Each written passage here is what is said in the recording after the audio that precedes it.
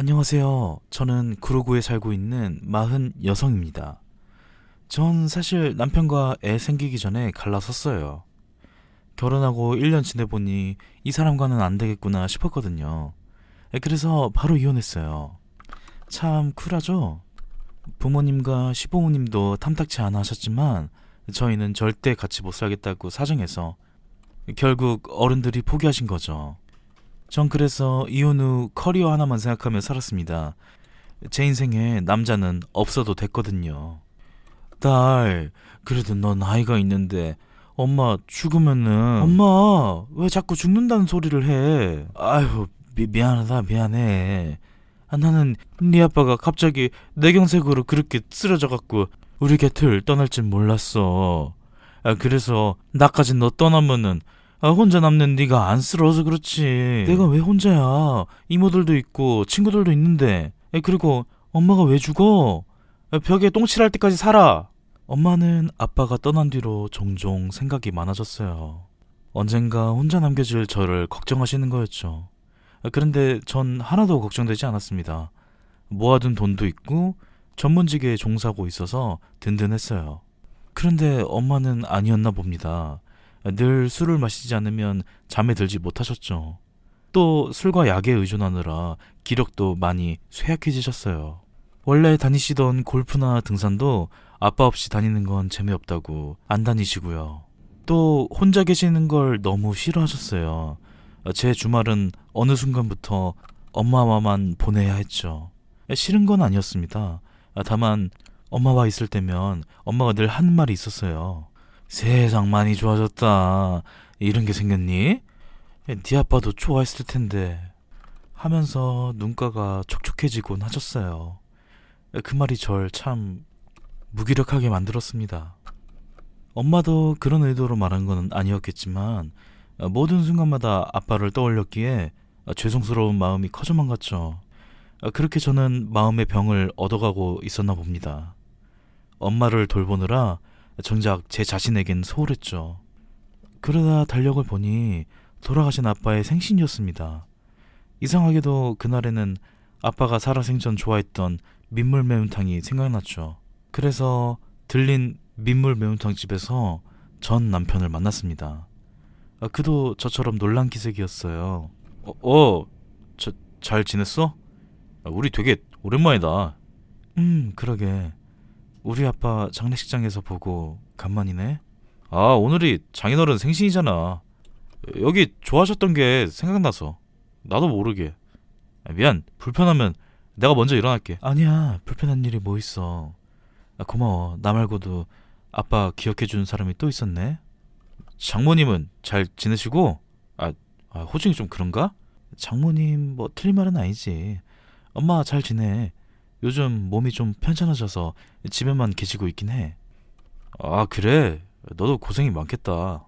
어쩌다 보니 전 헤어진 지 10년이 넘은 전 남편과 한 식당에서 마주보고 밥을 먹고 있었어요.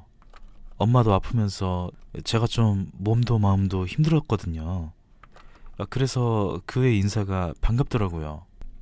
그렇게 딱 밥만 먹고 헤어지려고 하는데 전 남편이 저에게 나 아직 혼자 살아. 혹시나 오해할까봐. 무슨 오해를 해. 이미 우린 끝난 사이인데. 넌 아직도 칼 같구나. 전 남편은 어딘가 슬퍼 보이는 눈망울로 저에게 말했어요. 순간 제 마음은 살짝 흔들렸습니다. 또 내가 다른 사람에게 상처를 준 건가 싶었어요. 제가 다정한 성격이 아니라 본의 아니게 상처를 주거든요. 아빠가 돌아가시기 전에도 저에게 영화 한번 보러 가자고 했었는데 아픈 사람이 무슨 영화관에 가냐고 도리어 화를 냈었죠. 그때 아빠의 눈망울 같았습니다. 씁쓸해 보이고 혼자 체념한 것 같았죠. 저는 덥석 그의 손을 잡아버렸습니다. 왜 그랬는지 저도 모르겠어요. 그냥 그러고 싶었습니다. 그래서 그날 저희는 밥을 먹고 카페까지 갔고 종종 연락하는 사이가 됐죠. 엄마에겐 이 사실을 말하진 않았어요. 알면 또 자기 죽기 전에 살림 합치라고 할 게 뻔했거든요. 저와 전 남편은 철없을 때 한 결혼을 후회했어요. 그렇지만 한 가지 분명한 건 나이를 먹은 지금 만났다면 헤어지지 않았을 거라는 거였죠. 아, 이번 주에 장모님 생신 아니야? 넌 기억력도 좋다. 헤어진 지 10년이 훨씬 지났는데 아직도 기억하고 있어? 음력으로 이맘때였잖아. 수박 아직도 좋아하셔? 아직도 혼자 반통은 드셔. 저는 이 말을 하면서 가슴 한 곳이 시큰거렸어요. 이미 지나간 인연이라고 생각했는데 아직도 기억해줘서 고마웠죠. 사실 저는 예전 시댁 식구들을 기억하고 있지도 그리워하지도 않고 있었거든요. 그래서 전 남편에게 더 고마움이 느껴졌나 봅니다. 나보다 따뜻한 사람이라 누군가를 챙겨주는 것에 능하기도 했고요. 어머니, 이건 별건 아닌데요. 무등산 수박이라고 해서 사왔어요. 아이고, 우리 김서방. 매번 뭘 이렇게 사와. 빈손으로 와도 되는데. 엄마와 전 남편은 죽이 참 잘 맞았어요. 언제적 김서방과 장모님이라는 호칭을 아직도 사용하는 건지. 그래도 엄마의 밝은 모습을 간만에 볼 수 있어 좋았죠. 엄마는 실버타운에 계셔서 혼자 있는 시간이 많았는데 전 남편은 저랑 같이 가지 않아도 엄마를 자주 찾아갔어요. 그래서 엄마도 제 옆에 전 남편이 있음에 고마워했죠. 강희야, 엄마가 언제까지 이렇게 살 수 있을지 몰라. 엄마, 또 그 소리야? 병이 있는 것도 아니면서 왜 그래? 원래 나이 들면 안 아픈 곳이 없어. 언제 죽을지 모른다고. 그러니까 김서방이랑 툭하면 살림을 합치라는 소리를 자주 하셔서 전 진절머리가 났습니다. 싫은 건 아니었지만 이미 헤어진 사이에 어떻게 예전처럼 선뜻 돌아가겠어요. 그래서 전 남편에게 이제 더는 찾아오지 말라고 했죠. 그런데 그는 제 말을 들은 척도 하지 않더라고요. 오히려 전보다 더 자주 찾아왔습니다. 그리고 저 보란듯이 엄마와 잘 지내고 있었죠. 야, 내가 너 그만 찾아오라고 했잖아. 왜 자꾸 와? 내가 내 발로 오겠다는데 뭐. 우리 엄마거든? 이제 그만 와. 너 오면 자꾸 엄마가 이상한 소리만 한단 말이야. 넌 진짜 내가 그만 보고 싶은 거야? 전 남편은 또 그 눈빛으로 절 보고 있었어요. 저는 차마 그 눈을 보고 말할 수 없겠더라고요. 그래서 눈을 감고 말했습니다. 너 그만 와. 온다고 해서 나 너랑 잘해볼 생각 없어. 너 진짜 매정하다. 예전이나 지금이나 달라진 게 없냐? 그 뒤로 일주일 동안 정말 찾아오지 않았습니다. 서운함과 아쉬움이 들지 않았다면 그건 거짓말이겠죠. 하지만 전 이미 끝을 본 사이였기에 희망 고문시키는 건 못할 짓이라고 생각했어요. 다정한 그와 달리 그 시댁 식구들은 저에게 바라는 게 명확했어요. 오로지 저희 집안의 돈이었죠. 예, 넌 집이 부자라 눈치가 없니? 네? 어머니, 그게 무슨... 네 가방 말이야. 내가 정말 이뻐서 이쁘다고 했겠니? 제가 전 남편과 결혼했을 땐 딱 26이었습니다. 그러니 아무것도 모를 수밖에 없었죠. 저는 어머님이 원하시는 가방을 사드리는 건 어려운 문제가 아니었어요. 다만 뭐든 호의가 계속되면 권리가 됐죠. 예, 너 그게 무슨 소리니? 내가 어려운 부탁한 것도 아니고 이번에 미분양 나온 아파트 사는 것 좀 보태달라니까? 내 말이 말 같지 않니? 어머니, 그냥 저보고 집 사달라는 말씀이시잖아요. 돈 좀 있는 내가 왜? 네 시어머니한텐 쓰기 싫니? 넌 네 시어머니가 이 나이 먹도록 전셋집에서 사는 게 안쓰럽지도 않아? 내 아들한텐 말하지 말고 돈 보내라. 안 보내면 어떻게 되는지 알지? 네, 사실 저희는 고부 갈등으로 인해 헤어졌습니다. 그런데 전 남편은 자신의 어머니가 이런 모습을 가지고 있는지 절대 몰라요. 평소에는 천사표 시어머니로 소문나 있었거든요. 교회 사람들도 날개 없는 천사라고 했으니 얼마나 이중적인 인물인지 그려지시나요? 전 남편은 그러기에 저와 어머니가 잘 못 지내는 게 다 제 탓이라고 생각했어요. 제가 막 애교가 있거나 다정하진 않은 성격이니까요. 아니라고 말해도 믿지를 않아요. 제가 체념하고 헤어짐을 고한 거였죠. 그러니 저희가 더욱이 살림을 합칠 수 없는 거였습니다. 그의 어머니가 돌아가신 것도 아니었고 또 시누이 또한 대단한 여자였거든요. 언니, 우리 엄마한테 잘 좀 해요. 솔직히 우리 집처럼 화목하고 시집살이 안 시키는 곳이 몇이나 될 것 같아요? 툭하면 저에게 잘하라고 가스라이팅을 했죠. 쥐방울 만한 게. 그 당시 전 제가 부족하다고 생각해 뭐든 잘하려고 노력하기도 했어요. 아빠가 사다 주신 명품 코트를 쥐방울 아니 시누이에게 줄 정도로 잘 보이고 싶어 했었죠. 그럼 뭐하나요? 그들에게 전 동네 북 같은 존재였는데. 언니, 이거 진짜 모피 맞아요? 나 이거 입고 동창회 갔다가 페이크 퍼인 거 밝혀지면 개쪽이니까 솔직하게 말해봐요. 아가씨, 제가 왜 페이크 퍼를 입겠어요? 아, 맞다. 언니 강남에서만 자랐지? 지하철도 타봤어요? 우리랑 지내는 건 거의 뭐 서민 체험 그런 건가? 세상에. 무슨 행동을 해도 좋게 볼 생각이 없어 보였죠. 사랑만 있다고 가능한 게 결혼이 아니잖아요.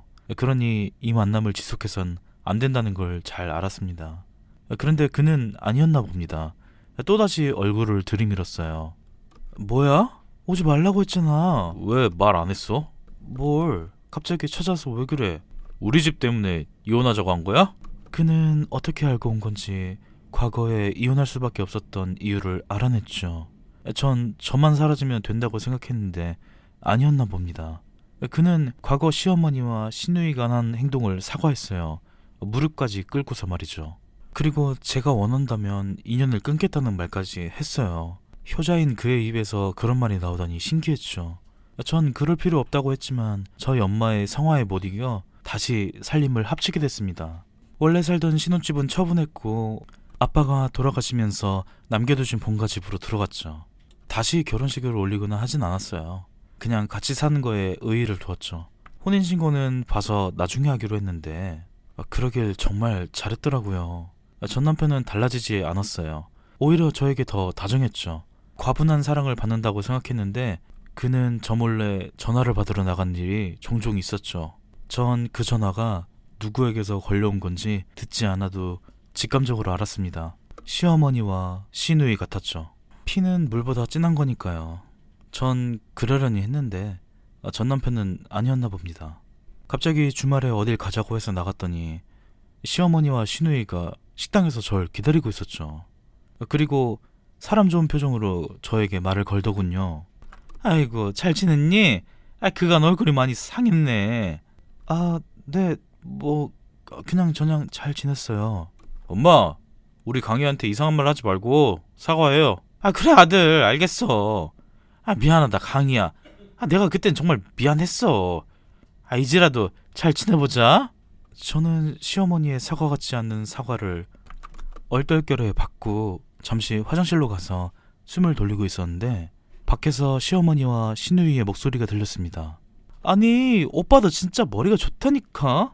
어떻게 저 물건을 또 물어왔대? 그러게나 말이야. 덕분에 너 걱정은 안 해도 되겠네.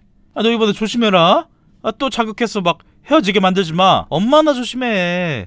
전처럼 막 집 사달라 하지 말고. 안 그래도 귀에 딱지가 생길 만큼 들었어. 근데 지금 걔네가 사는 집이 바깥 돈이 남겨둔 재산이라는데 저거 명의 이전만 잘하면 어떻게 비벼볼만 한데. 엄마, 벌써 명의 이전 생각해?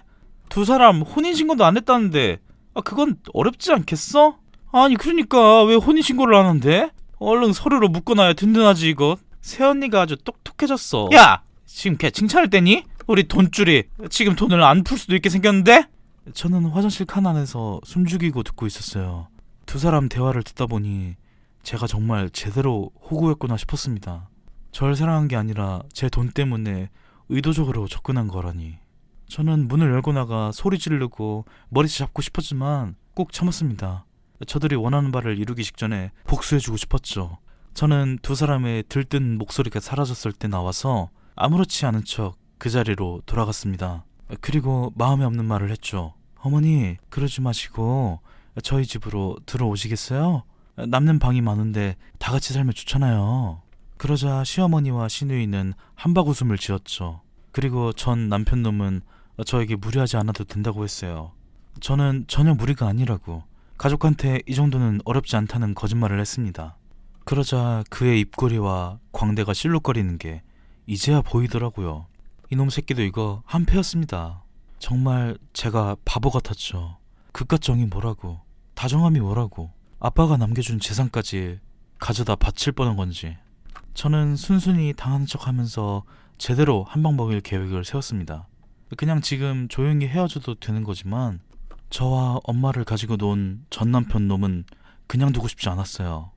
딸, 엄마가 아침 했는데 먹고 가지 그러니. 어머니, 제가 원래 아침밥을 안 먹고 가서요. 언니, 엄마가 언니 먹인다고 아침부터 한 건데 한 입만 먹고 가요. 시누이와 시어머니는 저희 집에 살림을 제대로 차렸어요. 제가 집을 비웠을 땐 제 방에 들어와서 고가의 물건을 한 번씩 착용하고 나갔죠. 저는 집구석에 CCTV를 잘 달아놨답니다. 물론 아주 잘 숨겼죠. 시어머니와 시누이는 행동이 아주 잘 찍혔는데 전 남편 놈은 조심하는 건지 별 다른 게 찍히지 않았어요. 세 사람 한꺼번에 그냥 콩밥 먹이려면 엄마의 도움이 필요했어요. 뭐? 너 그게 무슨 소리니?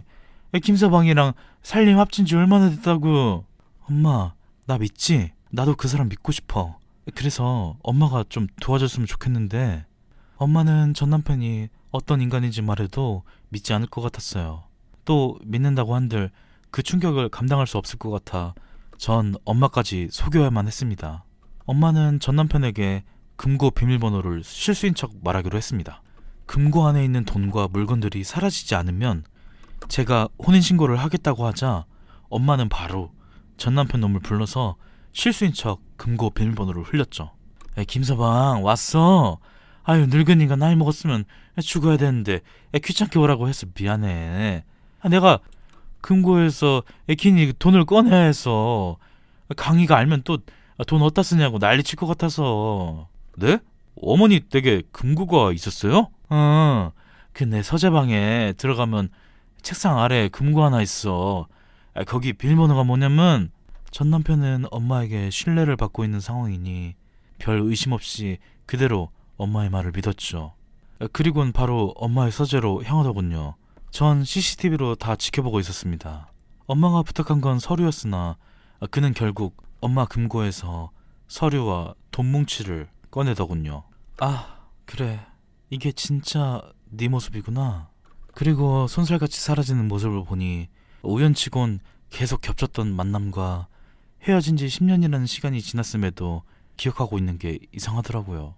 그때는 사랑이라고 미련이라고 생각한 것들이 지금 보니 그저 목적을 숨긴 거짓된 말과 행동이었네요.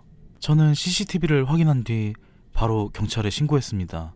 저와 전 남편은 법적으로 남이었고 시어머니와 시누이 또한 그랬죠. 그러니 무단침입과 강도로 신고해도 문제될 게 없었습니다. 시어머니와 주방울은 제 고가의 물건들을 이미 하나 둘씩 훔쳐왔으니 더 볼 것도 없었고요. 세 사람은 나란히 경찰서에서 조사를 받고 있었어요. 아주 장관이었어요. 여보, 당신이 이 사람들한테 말 좀 해줘. 내가 왜 강도야? 그래, 우리 가족이잖니. 무단 침입, 강도, 말도 안 되는 소리 아니니? 맞아요, 새언니. 우리가 뭐 큰 죄 지은 것도 아닌데 언니가 잘 말 좀 해봐요. 조용해. 이 경찰서에서. 자, 이게 다 잃어버렸다고 작성하신 리스트에 있던 물건들인데 다 맞는지 확인해보세요. 뭔가 오해가 있는 것 같은데 이분들은 제 전 시어머니랑 전 시누이, 전 남편이에요. 정말 이 사람들이 제 물건과 저희 엄마 금고에서 돈 훔친 게 사실인 건가요? 자, 여기 보세요. 여기 CCTV에 명확하게 찍힌 거. 여기 봐. 여기 얼굴 봐. 도둑질하면서 이렇게 밝은 사람 나 처음 봤어. 뭐 어떻게 합의하실 거예요? 세 사람은 아니 그 쥐 세 마리는 형사님이 CCTV 영상을 보여주자 아무런 말도 하지 않고 고개를 숙이더라고요. 저는 제대로 연기를 했죠. 눈물을 흘리면서 이거 정말 당신들 맞냐고 물어봤습니다. 언니, 미안해요. 내가 잠깐 어떻게 머리가 좀 돌았나봐. 다시는 안 그럴게요. 그러니까 제발 여기서 좋게 마무리하면 안 될까요?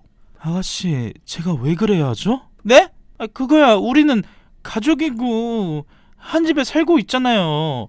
원래 가족은 물건도 나눠 쓰고 어려울 때 도와주는 건데 그럴 수 있는 거잖아요. 그렇긴 한데 저희는 가족이 아니잖아요. 에? 아니 얘, 너 지금 그 뭔 말이니? 우리가 가족이 아니라니. 여보, 화난 건 알겠어. 근데 말이 너무 심한 거 아니야? 아니 사실이 그렇잖아. 안 그래요 형사님? 제가 이 사람들과 가족이라는 증거나 증빙 서류가 있긴 한가요? 없죠. 그거 봐. 우리가 가족이라는 증거는 그 어디에도 없어. 그러니 죗값 단단히 받고 나오길 바래. 합의는 절대 없을 거니까. 뭐라고? 야, 강이야! 저는 뒤도 돌아보지 않고 그대로 경찰서에서 나왔습니다. 세 사람은, 아니 그 세 마리는 콩밥을 먹게 됐어요. 사이좋게. 저는 잠깐이지만 과거 추억에 속아 모든 재산을 잃을 뻔했던 거죠. 엄마에겐 그저 또 성격 차이로 헤어졌다고만 했고 더 말하지 않았습니다. 그 후 찾아오지도 않으니 엄마도 점차 잊어가셨죠.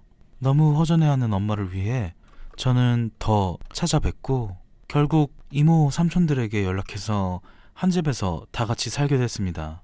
저희 둘만 서로 의지하는 것보다 대가족처럼 다 같이 지내다 보니 다른 타인에게 의지하고 기대는 것도 없어지더라고요. 제가 만일 그때 화장실을 가지 않아서 전 시댁 식구의 계략을 알지 못했다면 지금처럼 지낼 수도 없었겠죠? 제 마음을 농락한 시댁들에게 제대로 참교육하니 참 후련합니다.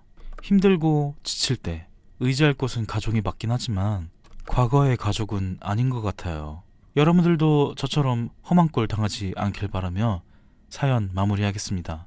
네, 정말 다사다난한 사건으로 마음고생하신 사연자분의 사연을 잘 읽어봤는데요. 힘들고 지칠 때 기댈 곳은 체력과 모아둔 돈이라는 말이 생각나네요. 안녕하세요. 저는 안양에 살고 있는 35살 여성입니다. 최근 저에게 드라마 같은 일이 벌어졌어요. 제 인생에서 2번은 벌어지지 않았으면 하는 일이 벌어져서 사연 보냅니다. 저는 29에 결혼했지만 아이는 재작년에 낳았어요. 6년 동안 아이를 낳으려고 노력했지만 유산도 하고 사건 사고가 많았답니다.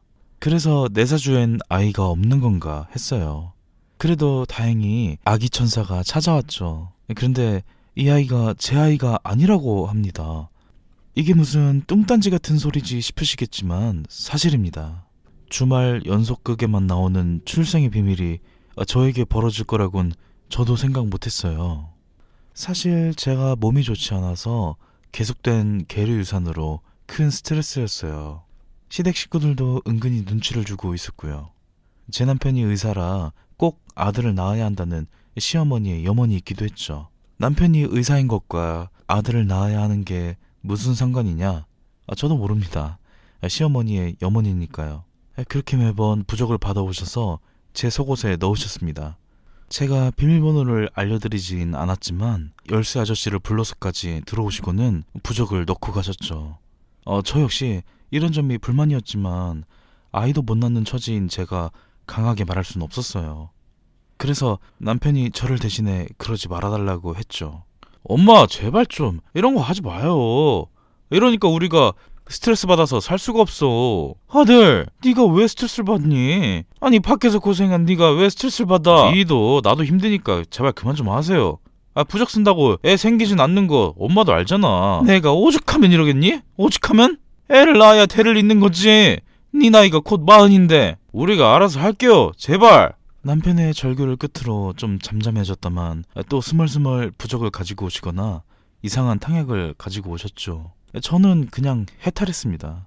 그런데 오히려 어머니 입에서 예상치 못한 말이 나왔습니다. 너희 그냥 애 낳지 말고 살아라. 어머니? 정말 진심이세요? 그래. 너희가 결혼한 지 1, 2년 지난 것도 아니고 애 생길 애였으면 진작에 생겼겠지. 정말 믿지도 않는 하느님에게 감사하다고 말씀을 올리고 싶었어요. 그간의 묵은 때가 풀린 것 같았죠. 그런데 남편은 저만큼 좋아하진 않았어요. 그래도 이게 맞는 건가 모르겠네. 왜? 오빠는 그래도 우리 아이 원해? 아이 있으면 좋지. 남편은 어머님이 애를 포기하자 미련을 보였어요. 저 역시 미련이 없진 않았기에 저희는 어머니에게 티내지 않고 저희끼리 준비를 했죠. 그리고 아기 천사가 저희를 찾아왔습니다. 그게 바로 재작년 일입니다. 그렇게 여름, 가을, 겨울 보내고 꽃피는 봄에 우리 아이를 낳았어요. 제 배 아파서 낳은 자식이었기에 너무 애틋했는데 그런데 아이가 유독 절 닮지 않았어요. 원래 아들은 엄마를 닮는다고 하는데 제 얼굴을 아무리 씻고 찾아봐도 닮은 구석이 없었죠. 그렇다고 남편을 닮지도 않았고요. 참 이상하다 싶었어요. 돌아가신 저희 부모님 얼굴도 보이지 않았죠. 그렇다고 내 아이라는 게 달라지는 건 아니잖아요. 저는 사랑과 애정을 담아 제 아들을 키웠는데 신우이는 원래 아이라면 질색을 하는 사람이 우리 아들을 많이 이뻐했습니다. 저는 아이가 크면서 얼굴이 달라질 거라고 생각했어요. 그래서 웃는 모습이 저와 닮지 않았냐고 말하고 다녔습니다. 그러면 다들 마지못해 그런 것 같다고 했죠. 남편 역시 닮지 않은 건 알았지만 굳이 언급하진 않았습니다. 저는 배려라고 생각했어요. 남편이 아이 외모나 생김새로 저에게 스트레스를 주지 않는 것에 고마워했죠. 그런데 참 이상했습니다. 저희 시어머니는 의사 아들을 사랑하다 못해 존경했어요. 그러기에 본인 아들 똑 닮은 아들을 낳으라고 강요했죠. 그런데 남편 얼굴이 아닌 신우의 얼굴을 닮아서 그런 걸까요? 시어머니는 아무런 말도 하지 않으셨어요. 오히려 더 이뻐하셨죠. 아이고 우리 장손, 너도 의사 돼야 된다. 엄마, 아직 말도 못하는 애한테 무슨 소리야. 원래 조기 교육이 중요한 법이야. 얘 영어 유치원 보낼 거지? 네? 아직 2달밖에 안 지나서 아직 유치원은 이른 것 같은데. 이르긴 무슨. 저 얼른 놀이학교부터 빨리 보내. 시어머니의 재촉으로 저희 아이는 놀이학교를 다녔죠. 그 학교는 신우이가 운영하는 기관이었습니다. 신우이는 졸업 후 돈을 쓰기만 했어요. 그 모습이 꼴보기 싫다고 시아버지가 프랜차이즈 놀이학교를 차리셨고 신우이를 원장으로 앉혀놨죠. 뭐 말이 원장이지 바지 사장에 불과했죠. 그래서 모든 잡일부터 이런저런 수업 준비는 선생님들과 제가 같이 했어요. 참고로 저는 그냥 사무직 직장인이었는데 신우이의 놀이학교 개원 이후 불려다니고 있죠. 이런 제 모습이 참 답답한 고구마의 호구 같죠. 그런데 저에겐 선택의 여지가 없었습니다. 애도 못 낳는 아내이니 쫓아내지 않는 걸 고맙게 여기라고 하셨죠. 시어머니의 이런 무언의 압박이 제가 일하게 만들었고 저는 놀이학교의 선생님도 아니지만 매일 출근해서 청소하고 신우이가 부르면 달려가서 해결해 줍니다. 출산 전까지 계속 일했는데요. 심지어 신우이는 반년 동안 유럽 여행 가겠다고 자리를 비워서 제 몸이 더 힘들었죠. 배가 뭉치고 피비침이 반복됐었죠. 얘, 너 설마 임신했다고 바로 안 나오거나 그럴 건 아니지? 안 그래도 네 신우이 없어서 공색인데 너라도 있어야 할 거 아니니? 제가 월급을 받고 일하는 것도 아니었는데 전 매일 출근해야 했었죠. 이런 상황을 남편도 잘 알았지만 오히려 신우이가 유럽을 잘 갔는지 거기서 무슨 일을 겪은 건 아닌지 하는 걱정을 했고 제 걱정은 하지 않더라고요. 심지어 제 뱃속에 아이도 있는데 말이죠. 다른 임산부들은 아이를 낳기 전 친정엄마와 남편이 잘 보살펴준다고 하는데 전 의지할 친정엄마도 없고 남편 말고는 가족이 없어서 혼자 참아내는 거 말곤 할 수 있는 게 없었습니다. 가끔 부모님이 계신 납골당을 다녀오는 거 말고는 할 수 있는 게 없었죠. 엄마, 나 임신했어요. 살아생전에 나 결혼하는 건 보겠다고 하시더니 정말 결혼식 다음 날에 돌아가시면 어떡해. 엄마 손주도 보고 가야지. 아빠가 많이 그리웠구나. 아빠, 엄마랑 잘 지내고 있죠?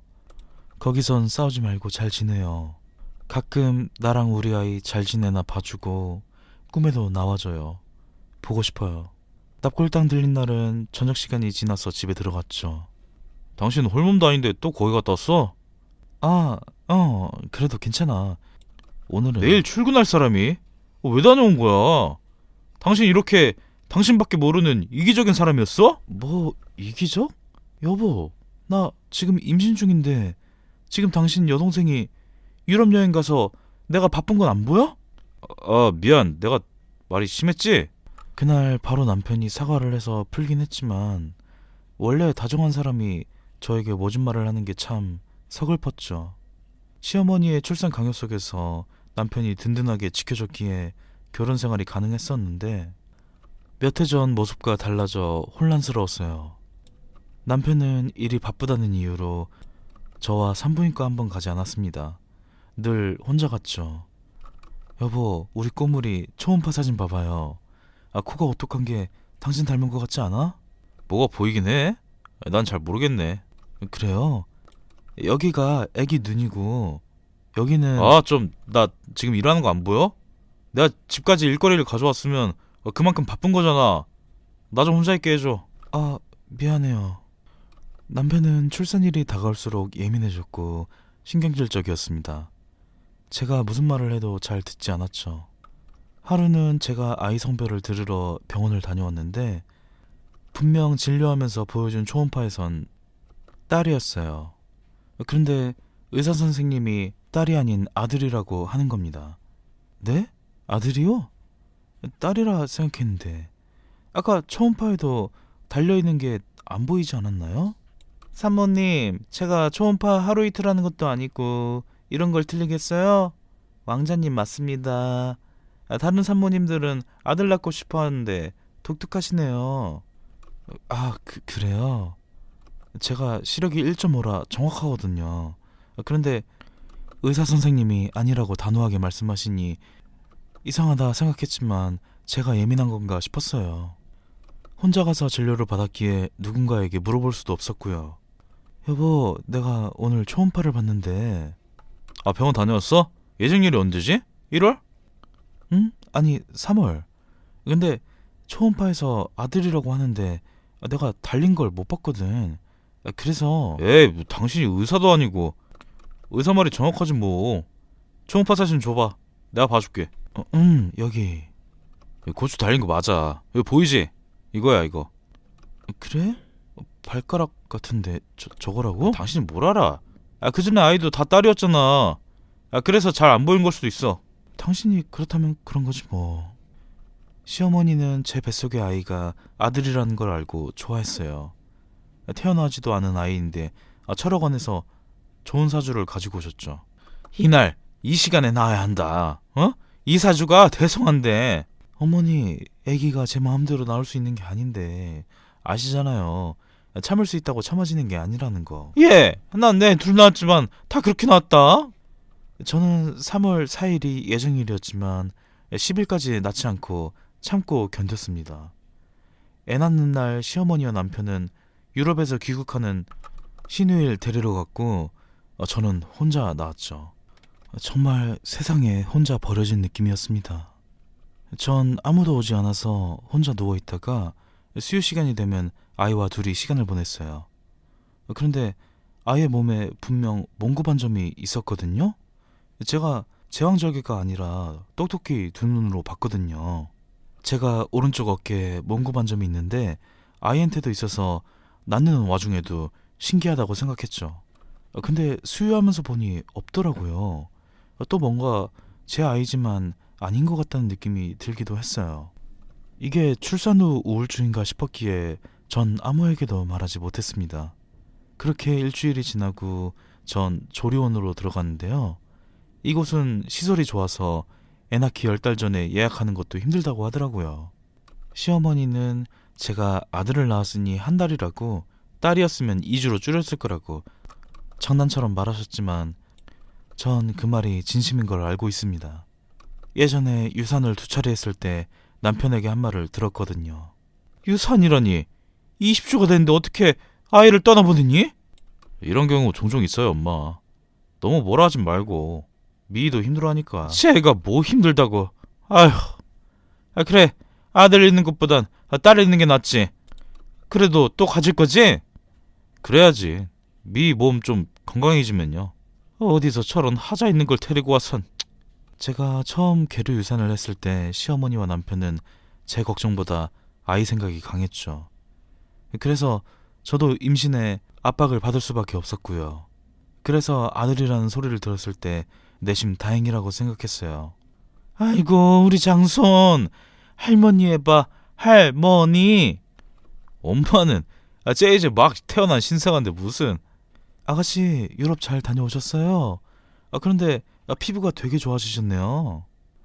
시누이는 거의 반년 만에 만났는데 피부가 눈에 띄게 하얗게 됐더라고요.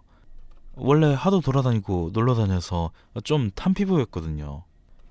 그런데 그때 피부는 햇빛 한번 받지 않는 사람의 피부처럼 잡티 하나 없었죠. 이거 시술해서 그래요. 언니도 나중에 해요. 그래요? 유럽은 괜찮으셨어요? 유럽 뭐 다 거기서 거기죠. 언니 그 밥 먹을 시간인가 보네. 미역국 냄새가 나는데? 어머, 벌써 시간이 그렇게 됐니? 우리도 이제 나가자. 미희도 쉬면서 밥 좀 먹어야지. 아가씨 냄새가 났어요? 전 아무 냄새도 안 나는데. 내가 미역국을 지긋지긋하게 많이 먹어서. 예, 어서 가자니까. 시어머니는 다급하게 시누이를 데리고 나갔어요. 제가 분가 전에 같이 살아봐서 아는데 시누이는 냄새에 둔한 편이라 향수를 엄청 진하게 뿌리고 다녔어요. 여기 방금 시누이가 있다가 갔나 보네를 짐작할 수 있을 정도로 향을 강하게 썼죠. 그런 시누이가 저와 시어머니도 맡지 못한 미역국 냄새를 맡았다는 게 이상했죠. 유럽에서 한식이 많이 그리웠나 싶었죠. 아니, 제가 바보였어요. 계속 이상한 일들이 연달아 있었지만 눈을 감고 보지 않은 셈이었죠. 수상한 일들은 이 뒤에 계속됐습니다. 제 아들 찬이가 놀이학교 다니면서 본격적으로 이상한 일이 잦아졌어요. 아니 선생님, 원장님이랑 찬이가 진짜 많이 닮지 않았어요? 어머머머머, 나만 느낀 거 아니죠? 미희님이 들으실까봐 조심스러운 건데. 진짜 엄마가 원장님 아니에요? 놀이학교 선생님들은 뒤에서 제 아들 찬이와 신우이가 진짜 모자 사이가 아니냐는 말을 했죠. 전 무시하면 그만이라고 생각해 들어도 별말을 하지 않았습니다. 누가 뭐라고 해도 제 아이였으니까요. 그런데 여보, 주말에 찬이랑 근교 공원이라도 다녀올까? 나 그날 찬이랑 놀이공원 다녀오려고. 응? 당신 혼자 찬이를 돌볼 수 있겠어? 진영이랑 같이 가려고. 걔가 뭐 입장권이 있대. 아가씨가? 입장권이 몇 장 있으신데? 몰라? 그건 안 물어봤지. 근데 3장 있겠지? 그래, 알겠어요. 솔직히 3장이면 가족끼리 다녀오라고 주지 않나요? 저는 불만이 있었지만 그래도 주말에 쉬자라는 생각으로 보탰습니다. 그런데 그 주 주말 저녁 아들과 남편은 들어올 생각이 없어 보였어요. 전 아이가 잘 먹는 계란새우밥과 김자반, 그리고 남편이 좋아하는 된장찌개와 두부조림을 한 상 차리고 기다리고 있었는데 밥 먹을 시간이 지나도 들어오지를 않아 전화했죠. 올롤롤롤롤롤, 여보, 저녁 시간 지났는데 언제 와요? 미안, 먹고 들어가는 거 깜빡했다. 지금 진영이랑 밥 먹고 나가고 있어. 우리 1시간 안에 도착해. 그래요, 알겠어요. 띠로록. 세 사람이 진짜 식구고 저는 그저 가정부 같더라고요. 차려놓은 식탁을 치우면서 제 신세가 참 처량했죠. 아이를 낳으면 다 해결될 거라고 생각했는데 그것도 아니었으니 제가 힘들 수밖에 없었어요. 그리고 그날 저녁 갑자기 찬이가 열이 났어요. 여보, 빨리빨리 119. 고열에 경기까지 있어서 아이를 잃을까 무서웠습니다. 제가 무슨 정신으로 병원까지 갔는지 모르겠어요. 남편도 급하게 나와서 실내화를 신고 나왔고 저는 신발도 짝짝이로 신었더라고요. 그런데 저희 부부보다 놀란 사람이 있어 보였으니 그건... 언니! 아니 애를 어떻게 키웠길래? 진영아, 진정 좀 해. 아니 좀 놔봐. 엄마라는 사람이 애도 제대로 못 보면 언니가 집에서 하는 게 뭐예요? 아가씨, 저도 놀랐어요. 제 아들인데 저라고 안 속상할 것 같으세요? 예! 너도 그만해라. 병원에서 이게 무슨 소란이니? 시어머니는 저와 시누이를 말리셨어요. 제 아들 열은 생각보단 큰 문제가 아니었습니다. 키위 알레르기가 있어서 고열과 경기를 일으킨 거였죠. 근데 저와 남편은 키위 알레르기가 없거든요. 심지어 아토피나 비염도 없는데 저희 아들 찬이가 알레르기가 있는 게 참 이상했죠. 더 이상한 건 그 알레르기를 시댁 식구 중에 시누이만 가지고 있다는 사실입니다. 놀이공원에서 마신 주스에 들어있었나봐. 언니, 아까는 미안. 나도 놀라서. 제 마음 알죠? 네. 근데 아가씨, 당분간 찬이 놀이학교 안 보낼게요. 네? 아니 그래도 찬이 안 나오면 언니 혼자서 보려고요? 네, 저도 놀이학교 당분간 못 갈 것 같네요. 애 낳고 한 달 쉰 거 말고 제대로 못 쉬었더니 좀 힘드네요. 아니, 그래도 이건 너무 갑작스러운데. 예! 아니, 넌 네 새언니가 그동안 도와준 건데 고맙다고 해야지. 시어머니는 신우이의 옆구리를 찌르며 자제시키더군요. 원래 시어머니 성격이라면 절대 그러지 않을 사람이었는데 호구인 제가 강하게 나오는 걸 보고 경각심을 가진 것 같았죠. 저는 그날 시어머니의 수그러진 반응에 확신이 들었습니다. 저에게 숨기고 있는 게 분명했고 아이를 낳았던 산부인과를 찾아갔습니다. 그런데 제 담당 선생님이 병원을 개원해서 그만뒀다고 하더라고요. 그래서 개원한 병원 이름을 물어서 찾아가니 익숙한 건물이 보이더라고요. 네, 그 건물은 시어머니가 가지고 있는 건물이었습니다. 신우이가 운영하고 있는 노래학교와 가까운 거리였죠. 제가 그 병원에 들어서자 의사는 귀신이라도 본 것처럼 새하얗게 질리더군요. 여긴 무슨 일로? 병원을 왜 왔겠어요? 진료보러 왔죠. 아, 그렇죠. 제가 개원을 했는데 어떻게 여기까지 또 와주셨네요. 감사하게. 아, 여기 병원 건물이 저희 시어머니 건물이에요. 아, 건물주님 며느리셨구나. 어우, 든든하시겠어요. 네. 뭐 그런데 이상하지 않아요? 어떻게 제가 딱 아이 낳고 나서 저희 어머니 건물을 개원하셨어요? 이 건물이 세가 비싸긴 한데 저도 마침 알아보고 있었던 터라. 그래요? 저는 또 아이 바꿔치기 하고 대가로 이 건물을 개원한 건가 싶었네요. 제 말에 의사는 흐르던 식은땀이 비오듯이 더 쏟아졌고 결국 제 앞에 무릎을 꿇었습니다. 죄송합니다. 제가 그래서는 안 됐는데 돈에 혹해서.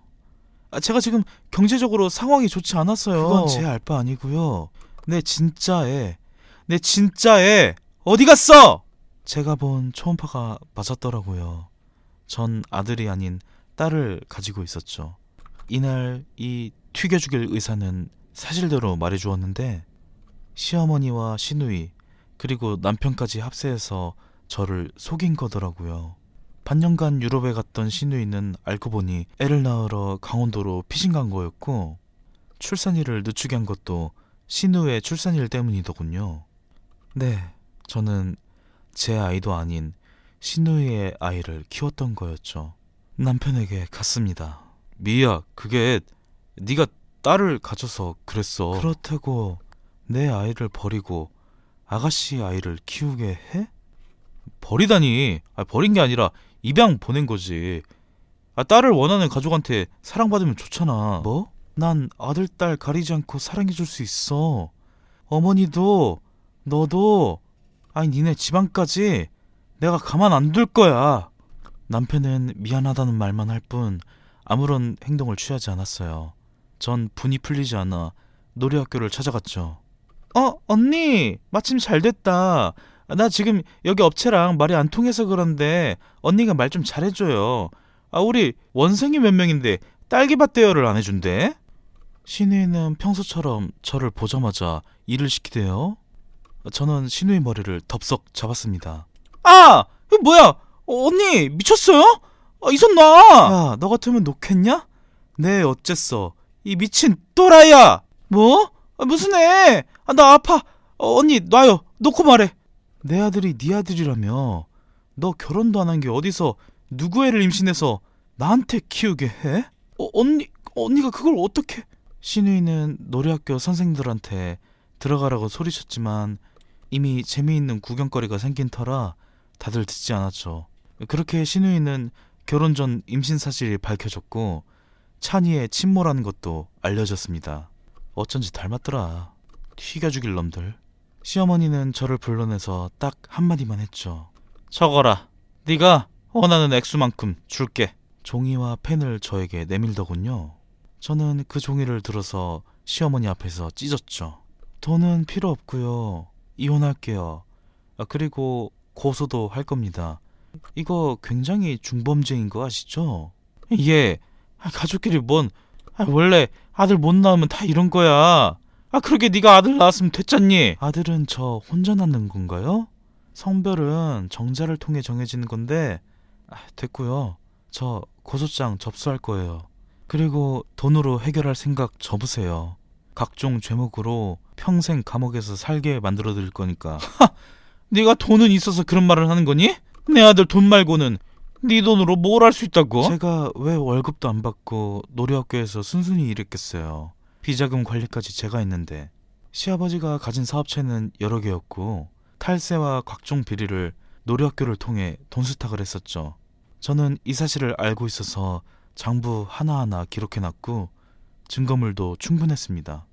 이거 하나면 시댁은 휘청거리다 못해 풍비박산 나게 생긴 거였죠.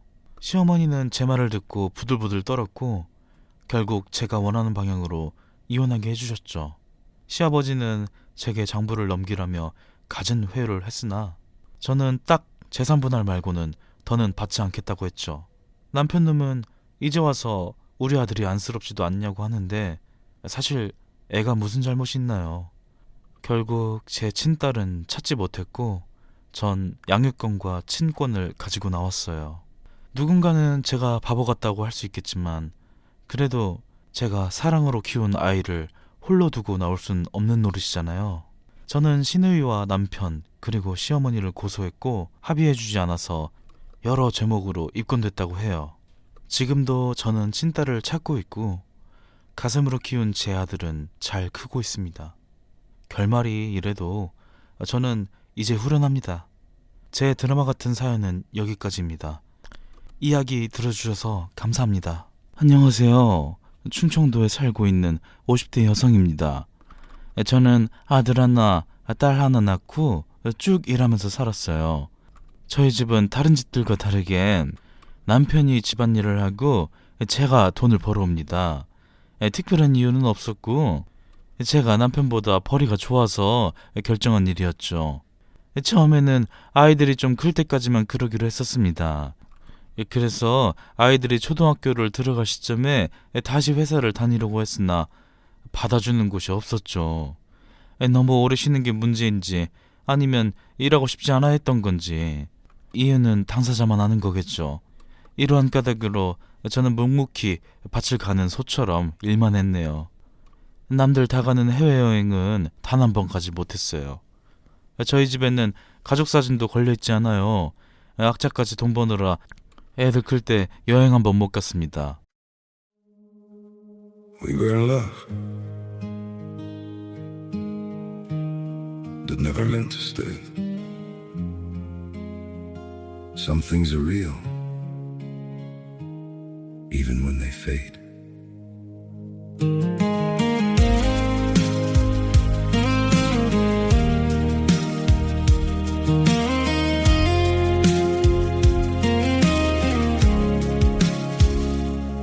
I used to think if we kept holding on, we could bend the truth somehow. But love can't fight what's pulling us apart, and it's breaking us down now.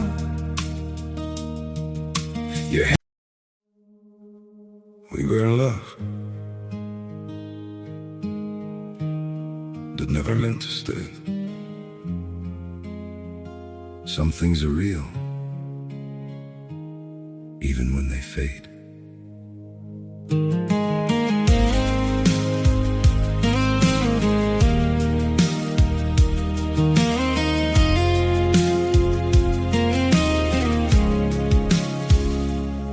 I used to think if we kept holding on, we could bend the truth somehow.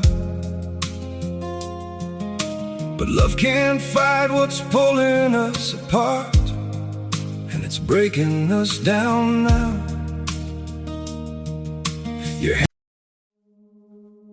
We were in love that never meant to stay. Some things are real even when they fade.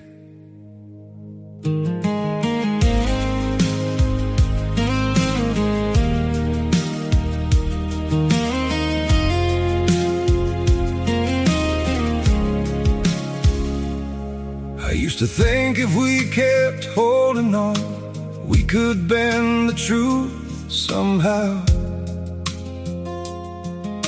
But love can't fight what's pulling us apart, and it's breaking us down now. 이제 대학생이 된 애들은 스스로 돈을 벌어서 용돈벌이를 하고 있어요. 그 덕에 저도 한숨 돌리고 좀 쉬면서 일할 수 있죠. 제가 3교대로 근무하는 직장에 다녀서 남들 다 쉴 때도 일하러 갔어요. 여름휴가는 꿈도 꾸지 못했습니다.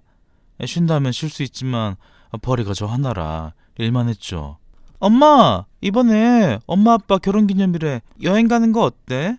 단둘이 다녀와. 우리 둘이? 아이고, 너희 없이 우리가 무슨 여행을 가니? 됐어. 네 아빠랑 가면 답답하기만 해. 그러지 말고 이제 우리 독립하면 엄마 아빠 둘이 지내야 하는데 사이좋게 좀 지내. 딸이 이렇게까지 말하니 마지못해 그러겠다고 했습니다. 저와 남편은 어느 부부처럼 의리로 살았죠. 솔직하게 말하자면 자식 때문에 전 버텼어요. 돈도 벌어오지 않는 저 애물단지 마음 같아선 100번 버리고도 남았습니다. 남들은 남편이 집안일 해주고 애들도 키워주니 다정하다고 하지만 실상은 아닙니다. 아유, 힘들어. 나 왔어. 여보, 오늘 빨래했어? 왔어? 바닥에 있는 옷들은 세탁소에 맡길 거라 이따가 치울 거야. 그렇다고 이렇게 바닥에 다 늘어놓으면 어떡해. 당신 오기 전에 치운다는 게.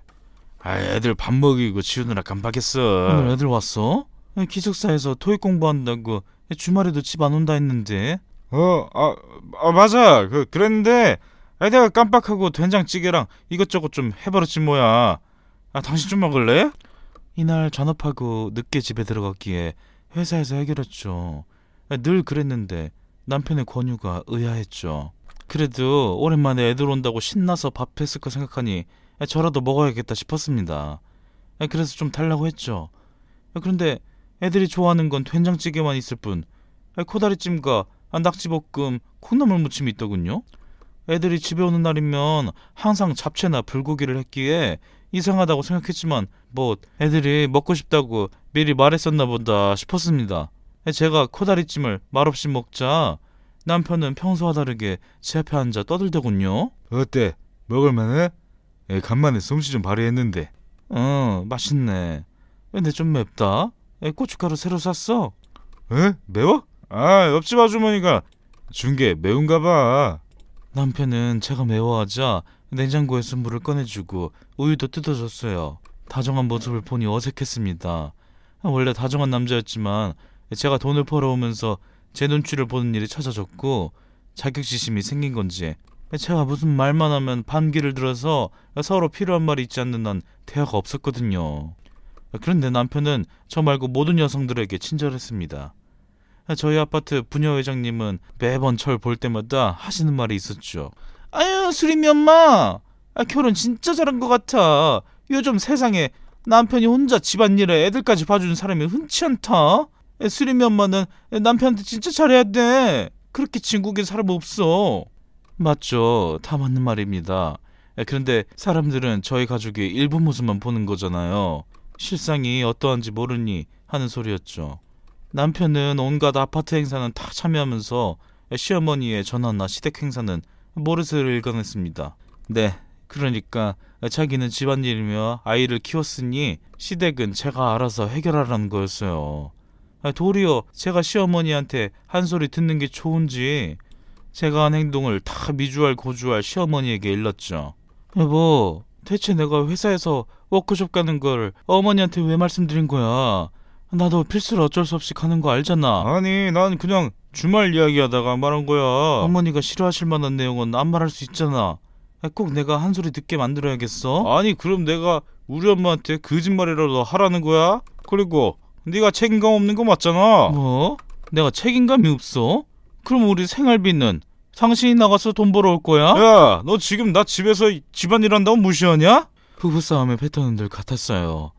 남편은 제가 본인을 무시한다고 생각해 화를 냈는데 제가 봤을 땐 남편이 절 무시하는 거라고 생각했죠. 갈등이 있으면 애들도 저희 눈치를 보니 되도록 싸우지 않으려고 했죠. 결혼 후 10년 정도는 자주 다퉜지만 그 이후로는 기대가 없어서 그런 걸까요? 기대보단 지적할 일이 있어도 말을 아꼈습니다. 어떠한 말도 곱게 받아들이지 않을 사람이었으니까요. 저는 그렇게 남편 눈치를 살피는 게 습관이 됐네요. 가정의 평화를 위해 저 하나 희생하는 건 큰 문제라고 생각하지 않았습니다. 남편은 이런 제 마음도 모르고 절 자극하기만 했죠. 지친 몸을 이끌고 집에 오면 항상 절 반기는 건 정리되지 않은 빨랫더미와 먹고 그대로 흔적을 남긴 음식들이었습니다. 제가 군말 없이 치우면 남편은 TV를 보면서 핸드폰만 했죠. 그게 아니면 배드민턴 모임에 나가야 한다고 밖에 나가고 없었습니다. 그러기에 저희 둘이 대화를 나누는 건 오랜만인 것 같았어요. 그래서 그런 걸까요? 할 말이 생각나질 않더라고요. 그래서 전 괜히 고춧가루로 입을 열었습니다. 옆집 아주머니가 고춧가루 가져다 주셨어? 고맙네. 이 비싼 거를. 우리도 뭐 드려야 되는 거 아니야? 에이, 이웃끼리 무슨? 나도 저번에 장모님이 주신 고구마 나눠 드렸어. 그래, 그랬어. 잘했네. 좋은 이웃 사촌이 있네. 마주치면 감사하다고 말씀드려야겠다. 에? 당신이? 아니야. 내가 할 게 원래 집안일이나 이런 건 내 담당이잖아. 남편은 저에게 굳이 시간 내서 그러지 말라고 하더라고요. 이 사람이 어쩐 일로 날 배려해주지 싶었죠. 남자도 나이가 들면 여성 호르몬이 분비된다고 하더니 그래서 변한 건가 했습니다. 그래, 알겠어. 애들이 우리 켜놓은 김에 여행이라도 갔다 오라는데 어떻게 해외여행 갔다 올까? 가까운 일본이나 태국 어때? 에? 해외를 우리 둘만? 그러지 말고 다 같이 가자. 우리 식구 다 같이? 애들도 곧 있으면 종강하고 오잖아. 우리 가족여행도 제대로 간 적이 없는데 이번 기회에 다녀오자. 여보, 당신 왜 이래? 왜 이러냐니? 아니, 당신 원래 노는 거라면 언제든 나갔잖아. 배드민턴 모임 사람들끼리 막 해외여행도 가고 등산도 가는 사람이 갑자기 무슨 바람이 든 거야? 저희 가족 4명 중에 저 빼고 다들 여권이 있습니다. 남편은 모임이나 친구들과 여행을 종종 갔고 애들도 학교에서 수학여행이나 친구들이랑 일본이나 동남아를 갔죠. 저는 여권이 없으니 비행기 탈 일도 없었고요. 남편도 이 사실을 아는데 그렇다고 뭐 신경 써주거나 그러진 않았거든요. 오히려 자기가 어느 나라를 가는데 이 국가는 이런 문화가 있더라 하면서 저에게 알고 있었냐고 시험에 가까운 질문만 던졌습니다. 그런 사람이 가족여행을 가자고 먼저 회유한 건 참 희한한 일이었어요. 내가 생각해봤는데 우리가 결혼하고 벌써 23년 동안 여름 휴가나 어딜 간 적이 없더라고. 당신이 참 고생 많이 했지. 나같이 능력 없고 책임감 없는 남편 데리고 사라져서 고마워. 뭐야? 당신 윤종필 아니지? 누구야? 저에게 고마워, 고생했어 라는 말을 하지 않았던 사람이 이렇게 남발을 하니 온몸에 소름이 끼치고 닭살까지 생겼죠. 남편은 고맙다고 하면서 저에게 포옹까지 하려고 했습니다. 알겠어, 알겠다고. 저리 가. 그래, 당신 말처럼 그러자고. 그렇게 저희 4식구는 태어나서 처음으로 가족여행을 가게 됐습니다. 해외여행을 가려고 했으나 성수기인 건지 비행기 가격이 너무 비싸더라고요. 그래서 결국 제주도로 가게 됐습니다. 애들도 엄청 좋아했어요. 엄마, 우리 제주도 가면 오메기떡 꼭 먹어야 돼. 그리고 고기국수랑 고사리 해장국. 야, 너는 먹는 거밖에 안 알아봤지? 아니거든. 아들과 딸이 성인인지라 남편과 아들이 번갈아 가면서 운전을 하기로 했어요. 딸은 식상과 숙소를 알아봤고 저와 남편이 정말 신경 쓰지 않은 부분까지 만반의 준비를 했더라고요. 엄마, 이거 써. 햇빛 강할 것 같아서 양산 챙겨왔는데 다행이다, 그치? 제주도는 해외여행만큼이나 사람이 많았어요. 어딜 가서 뭘 먹더라도 다 줄을 서서 기다렸죠. 그래서 딸이 양산과 선글라스를 챙겨왔더라고요. 그 덕에 땡볕에서 한숨 돌릴 수 있었죠. 여행은 즐거웠습니다. 진작에 자주 다니지 않은 게 아쉬웠죠. 애들한텐 미안한 말이지만 전 오전보다 오후에 식사하고 맥주 한잔하는 게 너무 좋았습니다. 이제 애들도 다 커서 속을 썩이지도 않고 오히려 제 고충을 알고 이해해주는 것 같아 감동이었죠. 그런데 남편은 핸드폰만 붙잡고 있었죠. 아빠, 거기서 뭐해요? 아빠가 좋아하는 딱새우 많이 남았는데? 아빠 곧 갈게. 중요한 전화가 와서. 남편은 틈만 나면 전화를 붙잡고 있었어요. 여행까지 와서 왜 저러지 싶었는데 매일 붙어 다니는 배드민턴 사람 연락 같아서 그런가 보다 했죠. 그런데 제주도에서 마지막 날 밤에 아들이 저에게 살며시 오더군요. 엄마, 저 드릴 말씀이 있어요. 뭔데 그렇게 진지하게 분위기를 잡니? 혹시나 해서 말하는 건데 엄마는 아직 할머니 되고 싶진 않다. 그런 거 아니에요. 아들은 저를 끌고 예약한 펜션 뒤 주차장으로 갔습니다. 그리고 이제부터 자기가 한 이야기는 엄마만 알아야 한다고 신신당부를 했죠. 뭔데 그러니? 얼른 말해봐. 너 뭐 사고 친 건 아니지? 그게 사실 제주도에서 계속 제가 조수석에 앉았잖아요. 아빠랑 운전 번갈아 가면서 하고 또 제가 길을 보느라 그랬는데 그러다가 제가 아빠 핸드폰을 봤거든요. 아빠 핸드폰? 왜? 뭐 다른 여자랑 다정하게 찍은 사진이라도 봤어? 저는 장난으로 한 말이었는데 아들 얼굴이 겁에 질린 것처럼 사색이 돼서 저한테 되물어보더군요. 엄마, 다 알고 있었어요? 뭐가? 진짜 여자랑 찍은 사진이 핸드폰에 있었어? 그게 저도 얼핏 본 거긴 한데. 아들은 그 말을 시작으로 그동안 의심하고 있었다는 걸 털어놨습니다. 아빠가 매번 배드민턴 모임 간다고 하면서 땀 한 방울 흘리지 않고 들어온다는 것을 말해줬어요. 그리고 덧붙여 배드민턴 모임에 아예 들어가지도 않은 것 같다고 했죠. 그럴 리가. 너희 아빠가 배드민턴을 거의 10년을 치러 나갔는데. 엄마, 믿기지 않겠지만 맞는 것 같아요. 제 아들 원빈이는 딸 수림이 못지않게 꼼꼼한 애입니다. 기억력도 좋고요. 첫째라 그런지 책임감도 강한 아이라 아무런 이유 없이 우기진 않았죠. 아들은 저에게 다른 증거물도 보여줬습니다. 이건 찍으려고 한 건 아니었는데 아까 수림이랑 아빠 놀라게 해주려고 영상 찍다가 아빠가 한 말이 그대로 영상에 들어갔더라고요. 그 영상엔 남편은 전화를 하면서 뭐가 좋은지 웃고 있더라고요. 영상이 찍히는지도 모르고. 나도 보고 싶어. 뭐 먹고 싶은 건 없어? 사갈게. 당연히 당신이 더 좋지. 내가 가족여행 왔다고 삐지지 말고. 아무리 다시 돌려봐도 제 남편이 맞았습니다. 내가 벌어온 돈으로 산 옷을 입고 내가 사준 핸드폰으로 통화를 하며 내 돈으로 여행 왔어 풀륜녀에게 선물 사줄 생각을 하다니 그 선물들도 제 돈으로 사왔겠죠?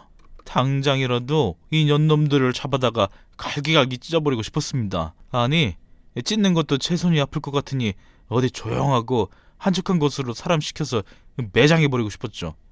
분을 이기지 못하고 손을 떨고 있으니 제 아들이 손을 잡아줬습니다.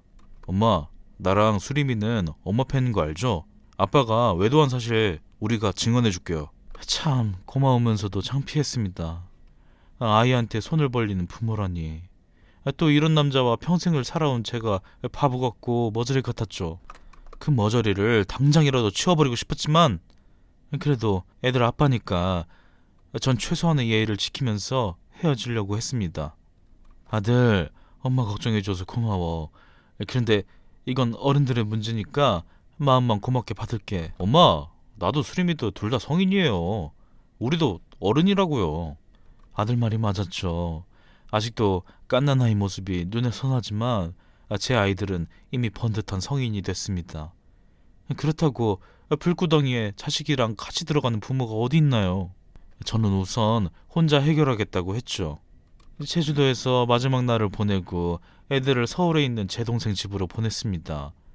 토익 공부며 자격증 공부같이 할 일이 많으니 방학 동안에도 서울에 있는 게 낫다고 남편한테 말했어요. 그러자 알겠다 하더군요.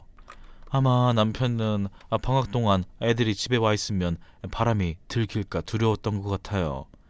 평소라면 그래도 애들한테 가지 말고 아빠랑 있자고 여러 번 회유할 사람이 단번에 허락한 걸 보니 실감이 났죠.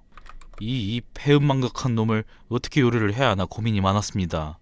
제 남편은 앞으로 다가올 일도 모르고 배드민턴 친다며 저녁마다 나갔습니다. 저는 일단 그러라고 했죠.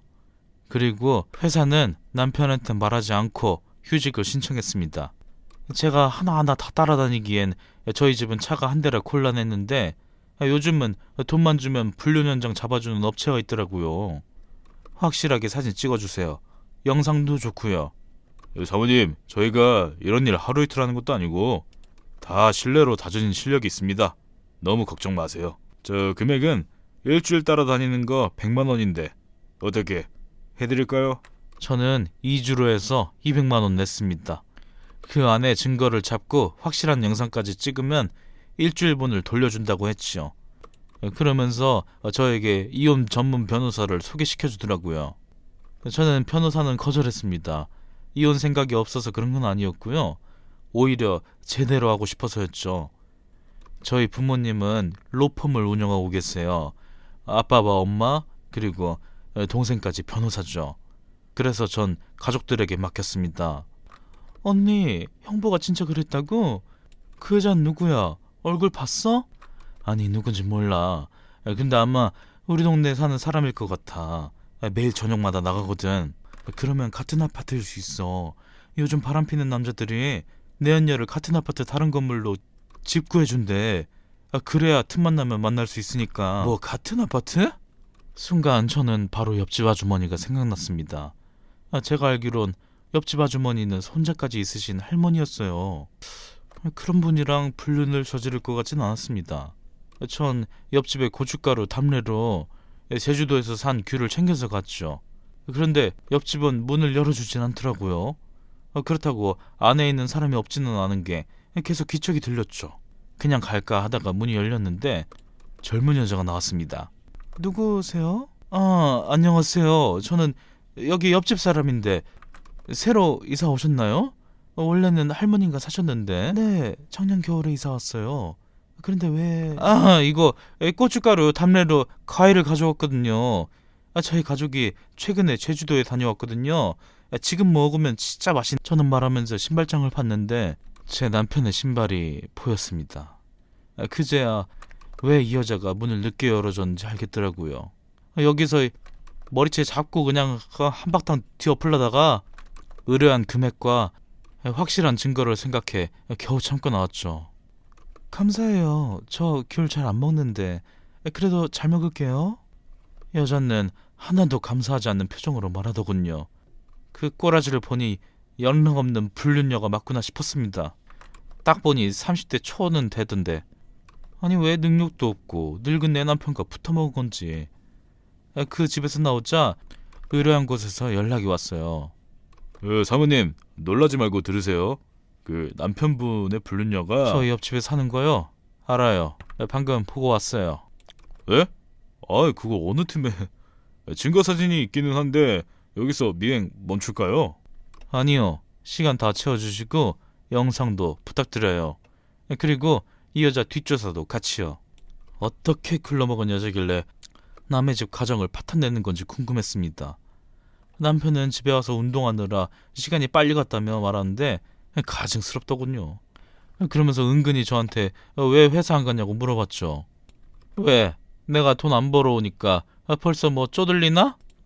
그게 아니라 왜 말을 그렇게 해? 난 당신이 갑자기 일을 안 하니까 어디 아픈가 했지. 해도 않는 걱정하지 마. 넌 내가 죽었으면 좋겠지? 왜 자꾸 사람 말을 이상하게 받아들여? 내가 당신한테 뭐 잘못이라도 했어? 혹시나 해서 말하는 건데 내 사망보험금 애들 앞으로 해놨어. 혹여나 욕심낼 생각도 하지 마. 야, 넌 말 무슨 그렇게 하냐? 야, 가족여행 잘 다녀. 너 왜 그래? 너는 내가 바보인 줄 알지?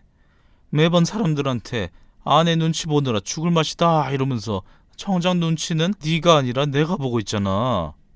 아니 당신이 무슨 내 눈치를 본다고? 내가 가장이라고 생색낸 적이 있어? 당신 집안일 한다고 무시를 했어? 난 그런 적 없어.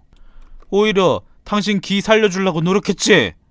지금 입고 있는 그 옷들 다 내가 벌어서 산 것들이잖아. 야, 너 진짜 갑자기 이야기가 왜 글로 가냐? 진짜 치사해서. 야, 다 벗을게. 벗으면 되잖아. 남편은 옷을 다 벗었습니다. 팬티와 양말도 제 돈으로 산 거였지만 그것까지 벗지는 않더라고요. 더는 얼굴 보고 싶지 않아 제가 먼저 집을 나왔습니다. 그리고 서울에 있는 동생 집으로 갔지요. 엄마, 보고 싶었어. 제 딸은 강아지 마냥 절 반겨줬습니다. 제 동생은 일 때문에 아직 바뀌었고 아들과 딸만 있더라고요. 전 아이들에게 이혼할 것 같다는 말을 했죠. 엄마, 그럼 뭐 계속 같이 살려고 했어? 난 솔직히 아빠한테 너무 실망했어. 수림아, 아빠가 잘못한 건 맞지만 그래도 수림이 아빠니까 너무 미워하지는 마. 딸은 아빠의 성까지 떼고 싶다고 했습니다. 아들 역시 그런 아빠가 이해가지 않는다고 했죠. 아이들이 제 편을 들어주니 고마웠지만 겪지 않아도 될 일을 겪게 하는 것 같아 미안한 마음이 더 컸습니다. 그렇게 이혼 준비를 하는 도중 불륜업체로부터 전화가 왔습니다. 사모님, 결정적인 증거 잡았습니다. 메일로 보내드리니 확인해보세요. 저는 바로 메일을 확인하니 팬티만 입은 제 남편이 옆집에 들어가는 모습이 제대로 찍혔더군요. 그 외로 다른 영상들이 더 있었지만 살색이 그냥 왔다 갔다 거려서 손만 다 비렸습니다. 저는 동생에게 영상을 보냈죠. 아휴, 상간녀소송도 할 거지? 그 여자 직업이 선생님이라고 했나? 응, 사립학교 선생님이라는데 아빠가 이사장이래. 재단도 커서 타격이 클 것 같은데? 이런 여자가 아이들을 가르치는 교단에 있는 건 말이 안 되는 일이었죠. 저는 교육청 홈페이지에 영상을 제보했습니다. 그리고 아파트 게시판에 불륜 커플을 소개합니다 라는 글을 작성해 붙였죠. 야! 네가 올린 거지? 나 너 고소할 거야, 에? 남편은 제가 그 글을 붙이고 하루도 지나지 않아 역정을 내더라고요. 뭐 사실적시 명예훼손죄로 뭐 고소하겠다는데 그러라 했습니다. 당신 우리 애들한테 지금 씻을 수 없는 상처를 준 거야. 이렇게까지 끝을 봐야겠어? 그건 당신이 먼저 한 거지. 애들은 나만 행복하면 괜찮대. 우선 만나서 얘기하자. 집 비밀번호만 알려줘. 아니 그 도어락 기계까지 바꿔버리면 어떡해? 이야기는 법원에서 하고 연락하지 마. 저는 그 뒤로 남편을 차단했습니다. 사실 저희 집도 제 명이고 차도 제 명이거든요. 집에 있는 모든 살림도 다 제 돈으로 한 거고요. 남편 물론 집안일 했죠. 그런데 한 푼도 주고 싶지 않았습니다. 언니, 상간녀가 1억 주겠대. 제발 교육청에 올린 거 내려달라는데? 1억? 그래, 그러자. 그 정도로 창피했으면 됐지. 영상과 글은 일주일 동안 올라가 있었고 이미 많은 사람들이 봤을 거라 순순히 내려줬습니다. 그리고 이혼도 큰 문제 없이 잘 마무리했죠. 재산을 반으로 나눠서 그 인간 주는 것보단 회사에 기부해버리고 싶었지만 법적으로 줘야 한다고 하니 그래서 그냥 아파트 줬어요. 뭐 다정한 남자에서 불륜 저지르는 질 나쁜 사람으로 전락해버린 공간에 박혀서 영원히 나오지 말라는 의미였죠. 뭐 그 아파트를 팔던 살던 뭐 별로 중요하지 않았어요. 기억하는 사람들이 있고 그 인간이 쓰레기라는 사실이 더 중요하니까요. 근데 그 쓰레기는 또 상간녀한테 또 차였다고 합니다. 그 집 아버지가 아주 노발대발하시고 뭐 호적에서 파버린다 하셔서 둘은 헤어졌고 그 여자는 교단에서 물러났다고 해요. 잘됐다 이 벌레 같은 년놈들과. 뭐 그래도 아버지가 부자니까 잘 살긴 하겠죠. 그 쓰레기는 아이들 아빠니 종종 왕래는 하는데 자꾸 애잔한 눈으로 절 봅니다 요즘. 뭘 봐, 눈 확 찔러버려. 제가 한마디 하면 바로 깨갱해서 땅만 보고요. 아이들 대학 졸업할 때까지만 연락하고 그 이후로는 연락하지 않으려고 합니다. 소처럼 일만 하다가 정년을 맞이할 뻔했는데 그래도 이젠 즐기면서 살려고 해요. 해외여행도 가고 애들과 드라이브도 종종 가고. 이혼이 누군가에겐 상처고 힘든 시련이지만 이제 보니 저에겐 자유를 준 선물이네요. 제 사연은 여기까지입니다. 쓰레기 전 남편 이야기 듣느라 너무 고생 많으셨어요.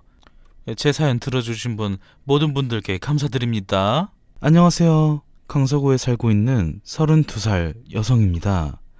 저는 어린 나이에 결혼해 아이 하나 낳고 남편과 오순도순 잘 지내고 있었어요. 그런데 몇 달 전 남편이 현장에서 불운의 사고를 당해 세상을 떠났죠. 그날을 시작으로 제 인생은 걷잡을 수 없을 만큼 최악으로 향했습니다. 이른 나이에 과부가 된 저는 3살 아이와 어떻게든 살아야 했어요. 남편의 보험금이 있긴 했지만 그걸 쓰고 싶진 않았어요. 그래도 길거리에서 생계 이을 정도로 안 좋은 건 아니었죠. 저와 남편이 결혼 전에 아파트 청약이 당첨됐고 비교적 저렴한 가격으로 분양받아 살고 있었어요. 그런데 이 돈의 일부가 시어머니가 주신 거였습니다. 도움을 받지 않고 입주하고 싶었지만 결혼 준비로 돈이 나가면서 어쩔 수 없었죠. 그래서 제가 알기론 남편이 월급의 일부분을 계속 어머니에게 갚고 있다고 했었어요. 그때 빌린 돈이 1억이었는데 결혼한 지 3년이 지났으니 못해도 3천만 원은 갚았을 거라고 생각했어요. 그런데 시어머니는 49제가 지나기도 전에 저에게 황당한 요구를 했죠. 예, 내가 급하게 쓸 돈이 있으니 그 1억 지금 줘야겠다. 네? 어머니 1억이요? 남편이 매달 100만 원씩 드린 걸로 알고 있는데. 예, 그건 내 용돈이지. 나 한 푼도 못 받았다. 네? 그럴 리가요. 제가 남편 통장 관리해서 아는데. 내가 그렇다면 그런 거지 말이 맞니? 하여튼 그 돈 당장 다음 달까지 난 받아야겠다. 어머니 다음 달까지 2주밖에 안 남았는데 1억을 어디서 구해와요? 솔직히 결혼하고 3년 동안 기다려줬으면 난 많이 기다렸다고 생각한다. 마음 같아선 내 아들 잡아먹은 너한테 가버린 보험금도 다 뺏어오고 싶어. 어머니 대체 저랑 유준이한테 왜 그러세요? 시어머니는 원래 천사 같은 분이셨어요. 고아원에서 자란 저에게 엄마의 빈자리를 채워주셨죠. 심지어 남편 없이 어머니랑 둘이서 시간을 보내기도 했어요. 그만큼 저와 시어머니는 원래 관계가 두터웠습니다. 그런데 남편이 사고로 떠난 뒤 완전 돌변하셨죠.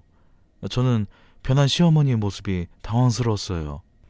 언제나 우리 예쁜 공주 미니야 하고 다정하게 말하셨던 분인데 너무 다른 태도에 눈물이 날 정도였죠. 어머니, 제가 뭐 서운하게 해드린 일이 있었을까요? 돈 갚으라니까 넌 무슨 말을 하니? 제가 아무리 생각해봐도 이해가 안 가서요. 어머니 원래 저희 잘 지냈잖아요. 너는 네 자식 잡아먹은 년이랑 하하호호 잘 지낼 수 있을 것 같니? 네가 내 입장이었어도 그랬을 거냐고. 어머니, 그이가 사고로 떠난 건 저도 슬퍼요. 네가 슬프다고? 나만큼 슬프니? 나는 이 심장을 도르는 것 같다고. 내 아들 돌려내. 시어머니는 제가 남편을 잡아먹은 거라고 하셨어요. 그래서 저만 보면 화가 난다고 찾아오지도 말라고 하셨죠. 전 이 세상에서 버림받은 것 같았습니다. 저에게도 드디어 가족이라는 울타리가 생겼는데 남편도 시어머니도 제 옆에서 떠나니 나라는 존재는 사랑받을 수 없는 존재인 건가 싶었죠. 세상에 버려진 전 죽고 싶었지만 아들 유준이만 생각하며 버텼습니다. 엄마, 왜 히? 하준아, 엄마 안 울어요. 우리 아들이 옆에 있는데 엄마가 왜 울겠어? 아들은 제가 울 때면 휴지로 눈물을 닦아줬어요. 언제까지 슬프다고 힘들다고 아무것도 하지 않을 수 없었어요. 제 아들과 남편이 남기고 간 이 집을 지켜야 했으니까요. 전 다시 직장을 알아봤습니다. 그리고 시어머니는 약속된 날이 되자 저희 집에 오셨어요. 내가 오늘까지라고 말했는데 돈을 가지고 오지 않은 건 너다? 능력 없는 널 탓해. 어머니, 제가 그이 사망보험금이라도 드리면 그만하실 건가요? 내가 지금 돈 때문에 너한테 이런 줄 아니? 난 너한테 벌을 내려주는 거야. 내 아들 잡아먹고는 편히 사는 걸 보고 싶진 않아서. 어머니, 아들 잃으시고 힘든 거 100번 이해해요. 근데 제가 남편 죽인 거 아니잖아요. 저도 그 사람 떠나고 너무 힘들어요. 어머니만 슬픈 거 아니라고요. 뭐? 이게? 배운 거 없는 년 가족으로 받아줬더니? 저는 그 말을 듣고 깨달았습니다. 시어머니는 절 가족처럼 생각하지 않았다는 걸요. 그저 아들이 좋다고 하는 여자니까 좋은 척 했던 것 같아요. 속으로는 계속 제가 마음에 들지 않았던 거였죠. 그러니 제가 부모 없이 자란 걸 흠으로 생각하는 거겠죠. 저만 진심이었나 봅니다. 한 번도 받아보지 못한 가족의 관심과 사랑에 취해 있던 게 잘못이라면 잘못인 거겠죠? 시어머니의 진심이 묻어나오는 말이 제 가슴을 후벼 팠습니다. 그러면서 이제 좀 정신 차리라는 걸 알려주는 것 같았죠. 네, 어머니. 제가 배운 게 없어서 어른 공경도 못하거든요. 계속 이러시면 경찰 부릅니다. 시어머니는 제가 경찰을 부르겠다고 하자 어이없다는 표정으로 화를 내셨어요. 내가 내 아들 집에 있다는데 이거 신고한다고? 네가 뭔데? 제가 어머님 아들의 아내니까요. 여기서 소란 피우시다가 끌려 나가고 싶으세요? 그러면 계속 그렇게 있으세요. 전 유준이 하원 시간이라 먼저 가보겠습니다. 야! 시어머니는 절규 섞인 고함을 지르셨고 결국 분에 이기지 못해 저희 집 거실에 있던 결혼 사진을 부셨죠. 저를 만나서 죽은 거라고 하면서 말이죠. 유준 엄마, 얼굴이 왜 그래? 하긴 남편 그렇게 떠나보내고 어떻게 살 수 있겠어. 저는 괜찮아요. 요즘 좀 힘들긴 한데 그래도 유준이가 있으니까 힘내야죠. 그래, 유준 엄마 아직 젊잖아. 일도 하면서 지내면 괜찮아질 거야. 나 아는 분이 이번에 카페를 크게 오픈하셨는데 거기서 직원 구하더라. 유준 엄마 커피 좋아하지 않아? 카페요? 커피를 좋아하긴 하는데 좋아한다고 카페에서 일할 수 있을까요? 저 자격증 같은 것도 없는데. 우선 지원해봐. 처음부터 잘하는 사람이 어딨어? 저는 유준이랑 같은 어린이집을 다니는 학부모에게 일자리를 소개받았습니다. 그 카페는 프랜차이즈는 아니고 개인이 운영하는 곳이었어요. 카페 사장님은 남성분이셨는데 50대 정도로 보이셨죠. 단정하고 반듯한 차림새에 안경을 끼고 있으셨는데 되게 인상이 좋으셨어요. 안 웃고 계셔도 인자한 표정을 짓고 계셔서 진짜 어른 같은 분이셨죠. 유민니 씨, 경력이 계속 사무직 일만 하셨는데 저희는 바쁜 매장이라 능숙한 사람이 필요하거든요. 제가 카페 일은 처음이지만 일 되게 빨리 배우거든요. 레시피도 하루 안에 다 외울 수 있어요. 그래요? 처음에는 다들 그렇게 말하긴 하는데 꼭 며칠씩 일 못하고 관둬서. 우선 고용하기는 하는데 당분간은 아르바이트처럼 시급으로 드릴게요. 차후에 근무하는 거 보고 다시 이야기하도록 하죠. 정말요? 감사합니다. 감사해요. 결혼해서 애가 있는 것 같은데 애가 아프면 맡길 곳은 있어요? 제가 사별하고 혼자 키우고 있어서 부모님도 안 계시거든요. 그래도 어린이집에 부탁드리거나 일에 지장 없게 할게요. 애가 아프고 싶어서 아픈 것도 아니고 그럴 땐 대타 구하면 되니까 무리하지 마요. 네? 그래도 되나요? 감사합니다. 나도 자식 키워본 아빠라 그 맘 잘 알아요. 아이가 아프면 일하면서도 신경 쓰이죠. 사장님은 심지어 아이 맡길 곳이 없으면 데리고 오라고 하셨어요. 카페도 넓고 대부분 아이를 데리고 오는 부모님들이 많아서 마당이나 놀이터가 마련되어 있었거든요. 거기서 놀게 하거나 사장님이 봐주신다고 하셨죠. 저는 연신 감사하다고 고개를 숙였습니다. 사실 사회생활을 계속 해왔지만 대학을 나오지 않아 계약직을 전전했거든요. 닥치는 대로 일하다 보니 경력이라고 할 게 딱히 없었습니다. 그리고 결혼해서 애까지 낳으니 경력이 단절됐다는 이유로 절 고용하지 않더라고요. 심지어 아르바이트 하나 구하는 것도 어려웠습니다. 급식판 닦는 아르바이트도 고용되지 않았으니까요. 자존감이 많이 깎인 상태였죠. 그래도 전 아이의 엄마니까 생활비를 어떻게든 마련해야 하니 슬퍼할 시간이 길면 안 됐죠. 슬퍼한다고 공과금이며 보험금, 아이 교육비가 절 기다려주는 건 아니니까요. 어머, 미니씨 왜 이렇게 잘해요? 카페에서 일한 적 있어요? 아니요, 카페는 처음인데 다정씨가 잘 알려주셔서 금방 익힌 것 같아요. 에이, 미니씨가 그만큼 하니까 잘하는 거죠. 저희 카페는 주말 주중 상관없이 항상 사람이 많아서 금방 그만두는 사람이 많거든요. 그러니까 미니씨는 그만두면 안 돼요. 제가 왜 그만두겠어요. 저는 카페 일도 재밌고 같이 일하시는 분들도 다 좋은 분들이고 사장님이 절 뽑아주신 거에 감사해서 잘리기 전까지 다닐 거예요. 저는 카페에서 일하는 게 즐거웠습니다. 가령 시어머니가 일하는 곳까지 찾아와서 돈 내놓으라고 행패를 부리기도 했는데 그럴 때마다 사장님이 도와주셨죠. 그리고 넌지시 저에게 그분과 무슨 사이냐고 여쭤보더라고요. 미니씨, 개인적인 일이라 안 물어봤던 건데 가끔 찾아오는 아주머니가 어머니세요? 친어머니는 아니고 시어머니세요. 제 남편이 떠난 뒤로 왕래가 거의 없는데 사장님은 천천히 말해도 된다며 물 한 잔을 저에게 주셨죠. 그냥 물을 준 건데 이게 뭐라고 전 눈물이 났을까요? 남편이 절 떠난 이후로 많이 지쳤던 건지 사소한 행동에 감사함이 느껴졌어요. 나라는 존재를 존중해 주시는 게 감사할 일이었죠. 시어머니는 저 때문에 죽었다고 하니 정말 제 문제인가 싶기도 했거든요. 사장님은 제 이런 이야기를 듣고 한숨을 쉬셨습니다. 그리고 어딘가로 전화를 거셨죠. 성수야, 바빠? 뭐 물어볼 게 있어서. 우리 카페 직원이 지금 채무 문제로 머리가 아파서. 이게 남편이 시어머니한테는 받은 돈인데 남편이 죽었으면 며느리가 갚는 게 맞나? 그런 건 안 적었대. 아, 그래? 알겠어. 고마워. 내가 다음에 밥 한번 살게. 사장님은 심각한 표정을 풀고 환히 웃으면서 절 보셨습니다. 미니 씨, 차용증 안 썼다고 했지? 그럼 그거 안 갚아도 되는 거야. 네? 정말요? 저 매달 100만 원씩 보내고 있긴 한데. 그걸 미니 씨가 왜 보내? 사실 1억을 요구하셨는데 그건 당장 못 드린다고 해서 100만 원씩 갚기로 했어요. 그러면 이제 찾아오지 않겠다고 하셔서. 아니, 그간 남편도 계속 돈을 들였다며? 네, 근데 그건 이자나 원금 갚은 게 아니라 그냥 아들이 엄마한테 주는 용돈인 거라고 하시던데. 뭐? 아니, 1억 보태줄 정도면 돈에 아쉬울 거 없는 사람인 것 같은데 왜 그러지? 사장님은 저보고 이제 돈을 보내지 말라고 하셨습니다.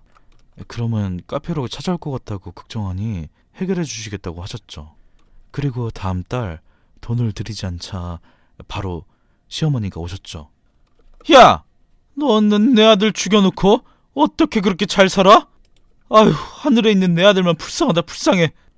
어머니, 제가 지금 근무 중이라 조금 진정하시고 이따가 이야기하시면. 여기 사장 어딨어? 사장 나와! 시어머니는 소리를 지르며 카페에서 소동을 부렸고 이 때문에 손님들도 불편한 기색을 보였죠. 저는 너무 부끄럽고 죄송스러워서 당장 치워야겠다고 생각했어요. 그런데 갑자기 카페 문이 열리더니 사장님이 정장을 차려입은 남성분과 들어오셨죠. 저를 애타게 찾고 계시네요. 무슨 일이시죠? 당신이 여기 사장이야? 네, 제가 사장입니다. 소란 피우는 손님이 있다고 해서 해결하러 왔는데. 소란 피우신 분이군요. 뭐 소란? 참네. 나는 내 돈 받으러 온 거야. 당신 직원이 내 돈을 안 주니까. 금융권에서 일하시는군요. 근데 제가 알기론 요즘 사채도 이렇게 찾아와서 행패 부리면 안 된다고 하던데. 어떻게 경찰 부를까요? 사채는 나 제 가족이야. 가족 일이니까 당신은 빠져. 시어머니는 사장님을 밀치고 저를 향해 오셨죠. 그러자 사장님은 시어머니를 막으며 말하셨습니다. 가족이라고요? 저희도 가족입니다. 제가 잃어버린 조카거든요. 저 미니 외삼촌이니 저한테 말하세요. 뭐 가족? 가족 같은 소리 하고 있네. 쟤 고아야. 내가 그것도 모르는 줄 알아? 네, 맞아요. 누나랑 매형 교통사고로 돌아가셨잖아요. 저 아이만 두고. 그래서 즉사한 두 분의 시신 말곤 어린아이는 발견하지 못해서 여태 찾고 있었어요. 아주머니가 매달 100만 원 달라고 난리쳐서 이렇게 만나게 됐네요. 감사해요. 뭐요? 아니, 그쪽이 진짜 제 가족이라고요? 시어머니는 믿겨지지 않는다는 표정으로 사장님과 저를 계속 번갈아가면서 봤어요. 아무리 봐도 저희는 닮지 않았으니 또 난리를 치겠구나 싶었죠. 그런데 의외로 순순히 가더라고요. 그러자 사장님 옆에 있던 정장 차림의 남성분이 시어머니에게 명함을 줬죠. 제가 이분 변호사입니다. 조카 문제로 용건 있으시면 제게 연락 주시죠. 이게 뭐, 변호사? 아슈, 이것들이 쌍으로. 시어머니는 나가면서 명함을 찢으셨어요. 제가 대신 죄송하다고 사과드렸죠. 그러자 변호사님은 친구 조카 일이니 제대로 도와주겠다고 하셨습니다. 저는 지금이라도 다 사장님의 거짓말이라고 말하려는데, 미니씨, 잠깐 나랑 얘기 좀 할까? 카페에서 이런저런 소란이 있으니 결국 날 자르는 건가 싶었습니다. 뭐 잘라도 솔직히 할 말이 없었죠. 사장님, 정말 죄송해요. 저 잘라줘도 할 말 없어요. 내가 미니씨를 왜 잘라요? 내 조카인데. 네? 사장님, 그건 아까 그냥 지어내신 말이잖아요. 내가 친자 검사까지 했어요. 말없이 한 건 미안해요. 사장님은 그러면서 서류를 보여주셨어요. 내가 우리 누나랑 약속한 게 있어요. 무슨 일이 생겨도 꼭 아이를 잘 돌봐주기로요. 이게 다 무슨... 제가 지금 이해한 게 맞나요? 혼란스럽겠지만 맞아. 내가 외삼촌이란다. 너무 깐난 나이 때 봐서 기억은 안 나겠지만 누나가 임신했을 때 내가 같이 살았어. 그때 난 돈 없는 대학원생이라 매형이 날 잘 챙겨주셨지. 누나와 나도 일찍 부모님이 돌아가셔서 누나가 내 엄마나 다름이 없었어. 고작 4살 많은 게 전부였는데 말이지. 그래서 누나는 민이 너 임신했을 때 나한테 항상 말했어. 누나 나 매형이 무슨 일 생기면 꼭 민이 널 책임져 달라고. 그래서 내가 널 찾으러 다녔지. 그런데 사고 현장 주변에 있는 마을과 동네를 다 찾아봐도 널 봤다는 사람이 없었어.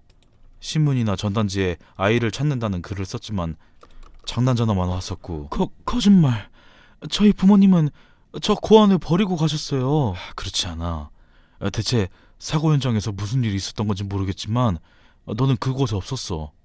그렇지만 우리 누나의 딸인 건 정말 확실해. 민이 네 목에 뒤에 있는 몽고 반점 누나도 똑같은 위치에 있었거든. 그래서 내가 말하지 않고 친자검사를 한 거야. 저는 그렇게 사장님, 아니 외삼촌의 말을 믿게 됐죠. 원래 제 이름은 채원이었다고 해요. 고아원에 맡겨졌을 땐 딱 유준이 나이라 제 이름을 말하지 못했나 봐요. 그래서 새로운 이름이 지어진 거였죠.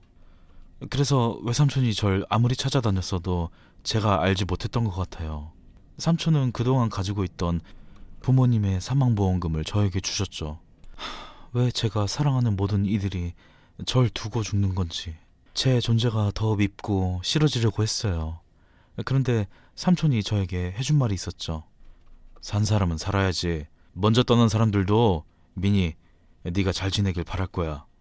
저는 그간 저를 괴롭혔던 시어머니를 한 번에 해결했습니다. 돈을 갚거나 한 건 아니었고요.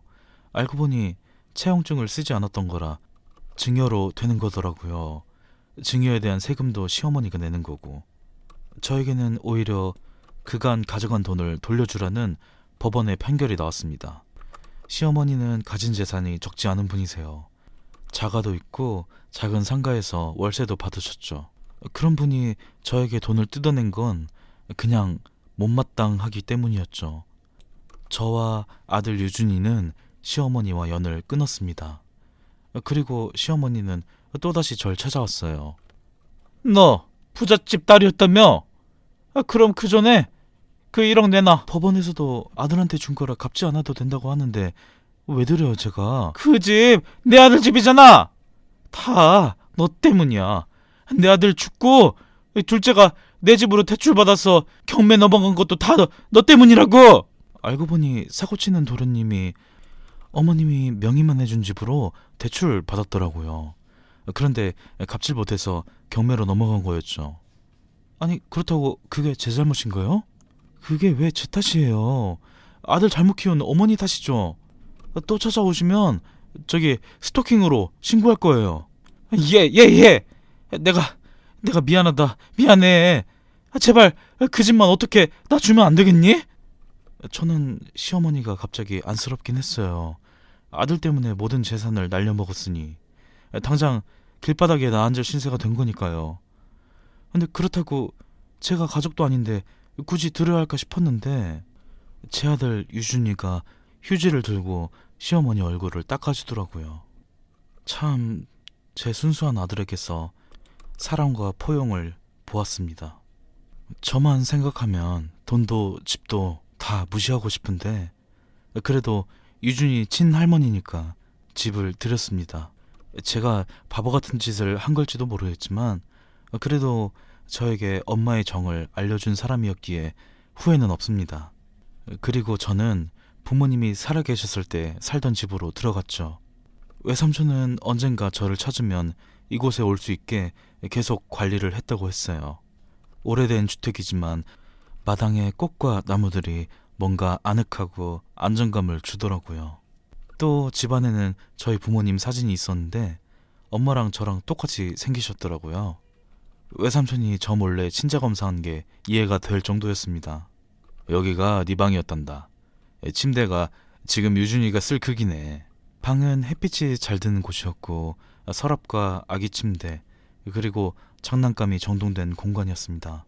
사랑으로 가득 채워진 곳이라는 게 바로 느껴졌죠. 기억나진 않지만 정말 절 많이 사랑해 주셨네요. 그럼 누나가 너 임신하고 나올 때까지 여기 방에 있던 모든 책을 다 읽어줬어. 정말요? 나도 유준이한텐 그렇게까지 못해줬는데. 미니야, 내가 너 늦게 찾아서 정말 미안하다. 넌 충분히 사랑받고 자랐어야 했는데 이게 다 내 탓이야. 외삼촌은 사고가 난 이후 절 찾으러 전국을 다니셨대요. 그런데도 찾지 못하자 거의 포기하셨었고, 그래도 사고 현장은 제 생일 때마다 가봤다고 하셨죠. 저는 엄마 아빠가 있는 납골당에 가서 처음으로 인사드렸죠. 엄마, 아빠, 저 많이 컸죠? 아이도 있어요, 손자. 유준이, 나랑 많이 닮았죠? 거기는 살만해요? 나 잘 자라고 있는지 다 보고 있었죠? 난 버려진 자식이라고 생각해서 원망했었는데 미안해요. 내 남편도 거기 있으니까 잘 챙겨줘요. 그리고 가끔은 내가 잘 지내나 한 번씩 봐줘요. 납골당에서 엄마와 아빠 사진을 어루만지니 눈물이 저절로 나오더군요. 저는 현재 삼촌의 지원으로 대학교를 다니고 있습니다. 카페에서 일하면서 커피에 흥미가 생겼거든요. 그렇다고 삼촌 가게를 물려받거나 할 생각은 없고 저도 카페를 차리고 싶어졌어요. 아, 그리고 시어머니의 근황은 저도 들은 건데 결국 도련님이 신용불량자의 개인 회생까지 신청했다고 하네요. 그래서 지금 사는 아파트도 급매로 내놨다고 하는데 뭐 어쩌겠어요. 다 엇보인 거죠. 제 사연은 여기까지입니다. 시원한 사이다가 아니라 실망하셨다면 죄송해요. 그래도 전 이제 후련하게 제 인생 살아가고 있습니다. 여러분도 저 같은 시련을 겪더라도 죄책감 갖지 않았으면 해요. 오늘도 들어주셔서 감사합니다.